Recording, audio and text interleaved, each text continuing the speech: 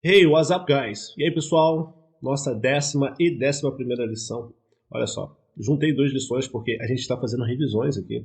Tem conteúdo novo? Tem, muita coisa. Então acompanha aí, pessoal. Nossa little prayer para a gente iniciar a aula. Dear Lord, may your name be exalted. Grant us focus and inspiration. Bless this class and guide us with your light. Amen.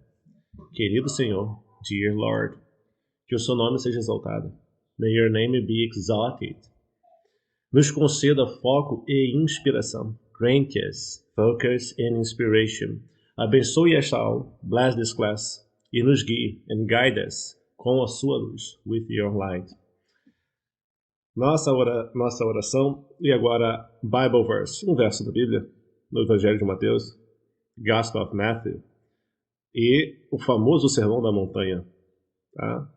Tá aqui um verso do Sermão da Montanha, depois vai lá e continua a leitura, gente. Blessed are those who desire and seek justice, for they will be satisfied. Então, bem-aventurados, blessed, abençoados, são todos aqueles, are those who desejam e buscam a justiça, desire and seek justice, pois eles, for they, serão saciados, will be satisfied. Matthew 5:6.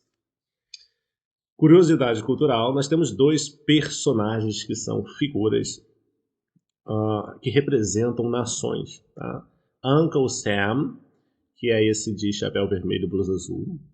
E nós temos o John Ball, que é esse gordinho aí. Então, Uncle Sam, Estados Unidos, John Ball, Reino Unido. Uncle Sam é baseado numa figura real mesmo, Samuel Wilson, que ajudou durante a guerra de 1812, né, entre esses dois países. E foi daí que saiu o Uncle Sam. Samuel Wilson, ele ajudou a abastecer com carne a guerra. Tá? Então, são figuras que simbolizam patriotismo. Principalmente John Ball, que não é um personagem, não é baseado numa pessoa real, é um personagem fictício, mas ele traz tanto as qualidades quanto os defeitos do povo britânico, né, inseridos dentro de um personagem. Pessoal, a gente tem aqui uma frase na nossa Expression of the Day que eu coloquei ela aqui porque no episódio do Chapolin Colorado, o seu Madruga, né, eu esqueço, Dom Ramon, ele se veste de Uncle Sam e ele fica o tempo todo, ele é um herói, né, símbolo dos Estados Unidos, é um herói, e ele tá toda hora falando time is money, time is money. Então eu aproveitei que isso me lembrou, os brasileiros aí que assistiram Chaves, né, Chapolin, vão lembrar desse personagem e vão associar com essa expressão, time is money. E uma outra expressão muito conhecida sobre dinheiro é money talks. Então, tempo é dinheiro, time is money. O dinheiro fala, money talks. Da mesma forma que nós usamos aqui essa expressão, também é usado lá. Tá legal, gente? Pronúncia não é money, não é time, é time e money. Money também não é talks, é talks. Talks. Não pronuncia o L. Tá ok, pessoal? Vamos agora para a nossa aula que o chat montou. Como eu disse, tem revisões aqui, então vamos lá. Vocabulary, colors, red, blue, green, yellow, orange, purple, pink, brown, black, white. Repitam em voz alta. Tá ok? Não se aprende inglês se você não faz o treinamento de leitura em voz alta. Food. Apple, banana, orange, tomato, carrot, potato, chicken, rice, bread, cheese. Repitam em voz alta, pessoal. Numbers. 1, 2, 3, 4, 5, 6, 7, 8, 9, 10. Revisões, né? Revisões. Nunca é demais repetir. Repitam sempre, sempre, sempre, sempre. Parem e repitam de novo. Questão de pronúncia é uma questão totalmente ligada a listening, tá? Se você pronuncia mal, você vai ouvir mal. Se você pronuncia bem, você não vai ter problemas com listening. Vai entender bem. Então, As frases agora. The sky is blue. I like to eat apples. My favorite color is green. There are 6 people in my family. Can I have a slice of bread? The banana is yellow. I need to buy some tomatoes for the salad. She is wearing a pink dress. The cheese is delicious. I have 2 dogs. Count from 1 to 10. 1, 2, 3, 4, 5, 6, 7, 8, 9, 10. How many apples do you have? I have 5 apples. Can you write the number 7? Repitam e repitam. Dialogue. Então, o nosso dialogue está assim, ó. Qual a sua comida? Sua cor favorita? What's your favorite color? My favorite color is purple. How many siblings do you have? I have 2 sisters and 1 brother. Do you like bananas? Yes, I love bananas. They're delicious. Comentários aqui. A pronúncia de color e todas as terminações com OR, você faz como se fosse ER, como se estivesse pronunciando father, sister, brother. Então, color. Siblings quer dizer brothers and sisters. Tá legal? They're delicious, lá no final. Delicious. Também esqueça o O quando você for pronunciar. Como se não tivesse O ali. Delicious. Us. They are, você pronuncia como se fosse there. Aquele there que a gente usa para lá e aí, né? Aqui, here, lá, there. A mesma pronúncia. There. E agora vamos para a nossa lição 11. Mas, como eu falei, tem coisas novas e a maioria é revisão. Vamos lá. Hello. Primeiro, greetings, né? Saudações, cumprimentos. Hello. Hi. Good morning. Good afternoon. Good evening. Goodbye. See you later. How are you? Nice to meet you. Have a nice day. Introductions. My name is... What's your name? I'm from... Nice to meet you too. Where are you from? Pleased to meet you. Comentários aqui.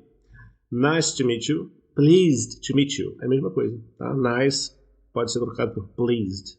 Também pode ser trocado por glad to meet you. It was a pleasure to meet you. Tem algumas variações, né, pessoal? Não são muitas. Vamos aqui para polite expressions. Então, deixa eu botar aqui, né, para aparecer a leitura. Expressões de cortesia, polite, né, tem a ver com a educação em termos de boas maneiras, tá bom?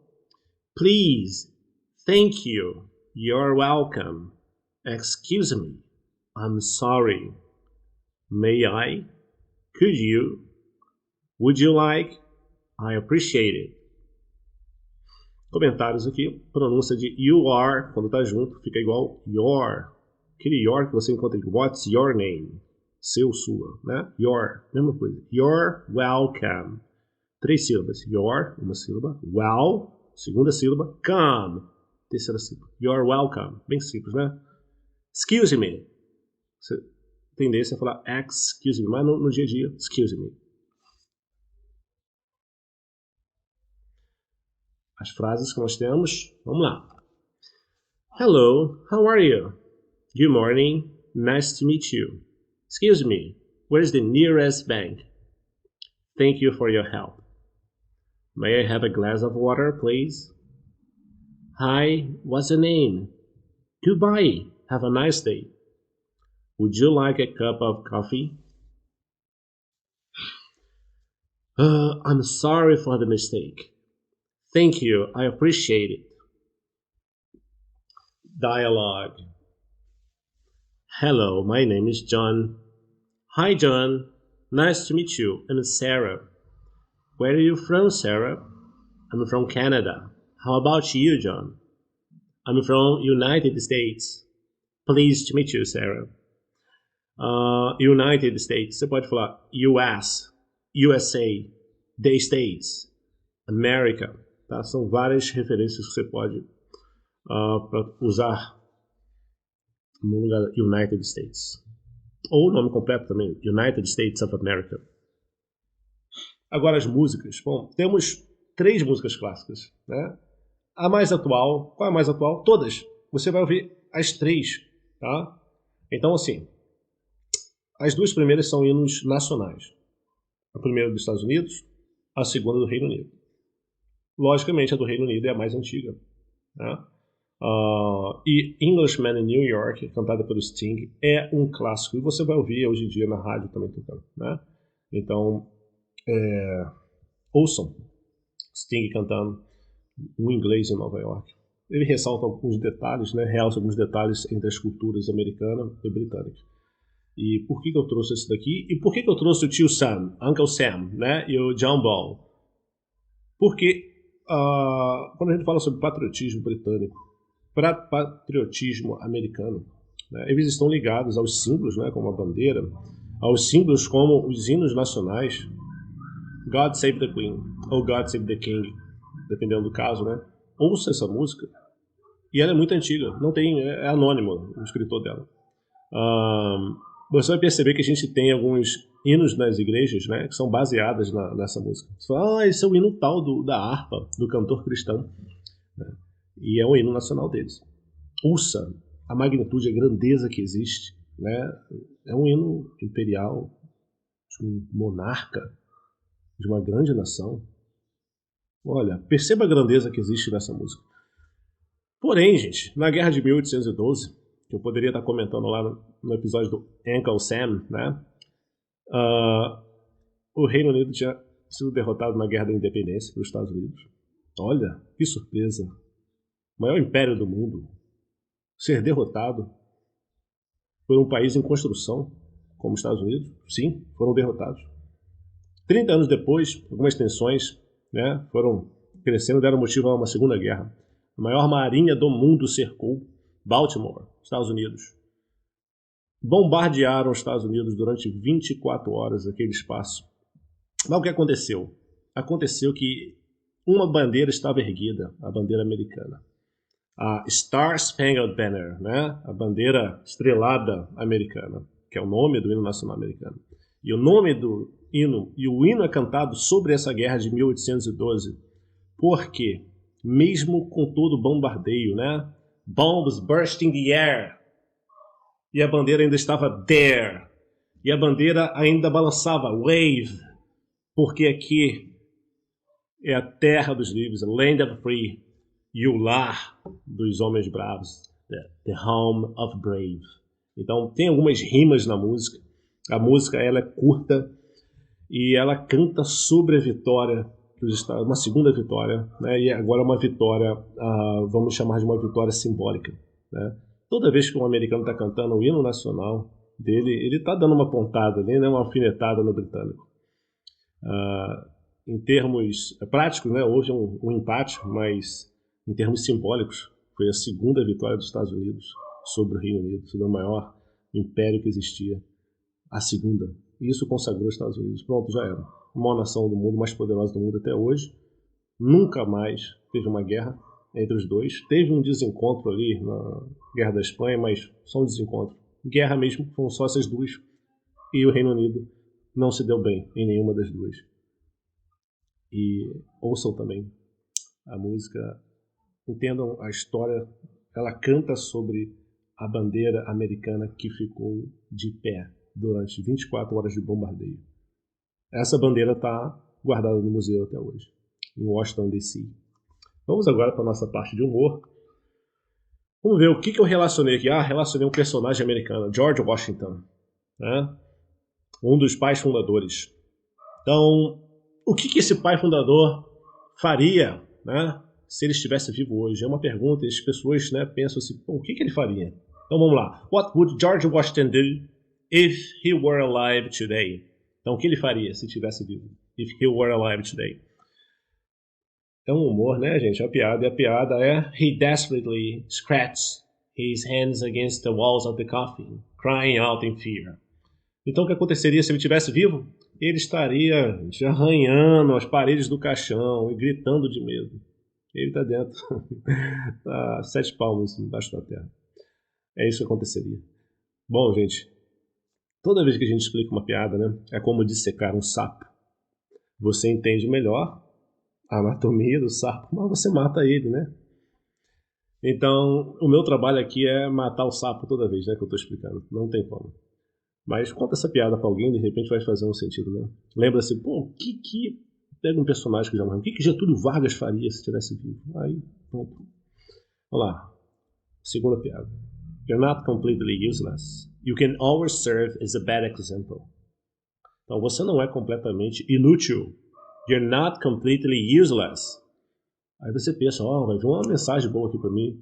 E olha o que ele fala. Você sempre pode ser usado como um mau exemplo. You can always serve as a bad example. Você sempre pode servir como um péssimo exemplo. Então você não é totalmente inútil, meu amigo. Fala isso pro seu amigo que tá triste. Você não é completamente inútil. Você sempre pode servir como um mau exemplo. Será que você vai fazer ele mais triste ou ele vai dar uma risada, hein? Tenta lá, gente. Tenta lá. O humor salva muitas pessoas, tá? O humor, ele significa que você fecha as paredes emocionais e abre as paredes da inteligência. Tá? Você só consegue rir de uma piada se você não está conectado emocionalmente com aquela situação. Então, isso quer dizer que você realmente tem capacidade de superar coisas, né? Se você consegue rir delas. O brasileiro não ri da própria desgraça, né? Ao invés de chorar, a gente escolhe rir. É isso. Vamos lá para a nossa Epic Scenes. Keep your friends close, but your enemies closer. Mantenha seus amigos, keep your friends próximos, close. E a pronúncia é com S, close. Mais os seus inimigos, but your enemies, mais próximos ainda, closer. Tá legal? Closer. Esse R no final é o mais, né? Mais próximos, closer. Da onde vem isso daqui? Como toda vez que eu coloco epic scenes aqui, são cenas épicas do cinema, você pode pegar a frase, colocar no YouTube e assistir a pessoa falando isso dentro do filme. O filme é o The Godfather 2, o Poderoso Chefão, né? Traduzido para o Brasil. Godfather quer dizer padrinho, né? Mas a gente traduziu como Poderoso Chefão 2. É um clássico do cinema. Essa frase é dita no filme, coloca lá no YouTube e você vai assistir esse pedaço. Só esse trechinho. Vale a pena, gente, investir, né, nesses videozinhos. É muito bom fazer isso. Classical Reading. Qual é a leitura clássica que eu trouxe hoje? Um trecho de uma frase? É do livro Paradise Lost, Milton, tá? Britânico. Inclusive, o Machado de Assis sempre fazia referências a Milton. The mind is its own place, and in itself can make a heaven of hell, and a hell of heaven. Então a mente é o seu próprio lugar. On place, o próprio lugar.